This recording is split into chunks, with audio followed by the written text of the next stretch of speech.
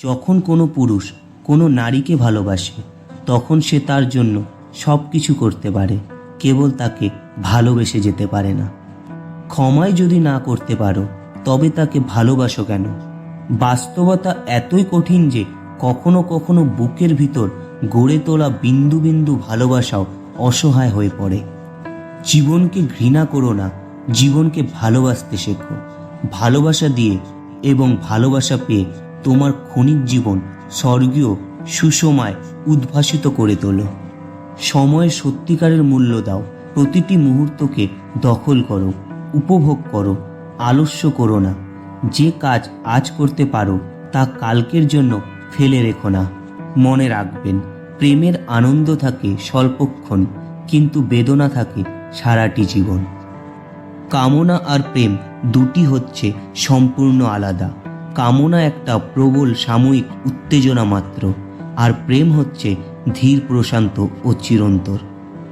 একটি ফুল দিয়ে কখনো মালা গাঁথা যায় না, তেমনি একটি ভালো কাজ করে জীবনকে সুন্দর করা যায় না। আনন্দকে ভাগ করলে দুটি জিনিস পাওয়া যায়, একটি হচ্ছে জ্ঞান এবং অপরটি হচ্ছে প্রেম। প্রেম হলো জ্বলন্ত সিগারেটের মতো, যার আরম্ভ হলো অগ্নি দিয়ে আর শেষ পরিণত হয় ছাই হয়ে। যখনই কোনো সফল ব্যক্তির দিকে তাকাবে দেখতে পাবে অনেক সুনাম খ্যাতি, কিন্তু দেখতে পাবে না এই সব আত্মত্যাগগুলোকে যেগুলি ওই সাফল্য এনেছে। সব শক্তি আপনার মধ্যে আছে, সেটার উপর বিশ্বাস রাখুন। এটা বিশ্বাস করবেন না যে আপনি দুর্বল।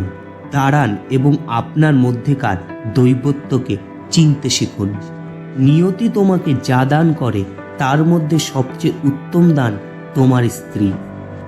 আপনার যদি কোনো কিছুর প্রতি দারুণ আগ্রহ থাকে এবং আপনি যদি কঠোর পরিশ্রম করেন তাহলে সাফল্য আসবেই। বিয়ে একটি জুয়া খেলা, পুরুষ বাজি রাখে স্বাধীনতা আর নারী বাজি রাখে সুখ। পাকা পথে হাঁটলেও পথ হারিও না। যে পথ তুমি হারিয়ে ফেলবে হয়তোবা সে পথ আবার খুঁজে পাবে, কিন্তু যে সময়টুকু পিছনে ফেলে আসবে সে সময় কিন্তু আর ফিরে পাবে না। মনে রাখবেন, একমাত্র সৎ ব্যক্তিরাই অন্যকে কঠোরভাবে তিরস্কার করতে পারে। সাফল্যের মূল মন্ত্র হল, যা আমরা ভয় পাই তার উপর নয়, বরং আমরা যা চাই তার উপর আমাদের চেতন মনকে কেন্দ্রীভূত করা। বাঙালি সমালোচনা সহ্য করে না, নিজেকে কখনো সংশোধন করে না। নিজের দোষ ত্রুটি সংশোধন না করে সেগুলো বাড়ানোকেই বাঙালি মনে করে সমালোচনার যথাযথ উত্তর। যে নিজের মর্যাদা বোঝে না, অন্যেরাও তার মর্যাদা দেয় না। নীরবতা সুবর্ণ হয় যখন আপনি একটি ভালো উত্তর মনে করতে পারেন না।